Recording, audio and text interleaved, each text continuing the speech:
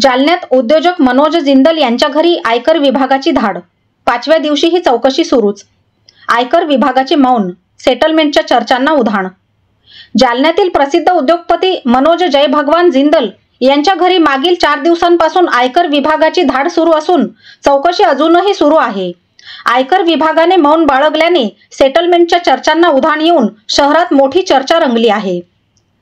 मनोज जिंदल यांच्या निवासस्थानी मागील 4 दिवसांपासून सुरू असलेल्या तपासामुळे नेमके काय सापडले हा प्रश्न शहरातील नागरिक, व्यापारी आणि उद्योजकांमध्ये चर्चेचा विषय ठरला आहे। संपत्तीचे प्रमाण आणि व्यवहारांचा तपशील गुप्त ठेवण्यात आल्याने विविध अफवा व अटकळींना उधाण आले आहे। मिळालेल्या माहितीनुसार या धाडीत मुंबई, पुणे, नागपूर आणि नाशिक येथील वरिष्ठ आयकर अधिकारी सहभागी आहेत। त्यामुळे ही केवळ स्थानिक कारवाई नसून राज्यस्तरीय महत्त्वाची चौकशी असल्याचे संकेत मिळत आहेत। मनोज जिंदल यांनी मुंबईतील जमिनीत कोट्यावधी रुपयांची गुंतवणूक केल्याची चर्चा असून याच व्यवहारांवरून आयकर विभागाने तपास सुरू केल्याचे सूत्रांनी सांगितले।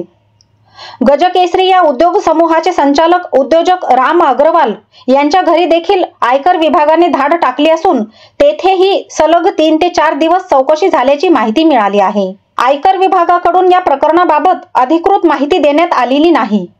आयकर विभाग मौन बाळगत असल्याने सेटलमेंट सुरू आहे का असा प्रश्न उपस्थित केला जात आहे। जालन्यातील हा तपास मोठ्या प्रमाणावर सुरू असल्याने शहरातील व्यापारी व उद्योग वर्गात उत्सुकता आणि चिंता दोन्हींचे वातावरण निर्माण झाले आहे।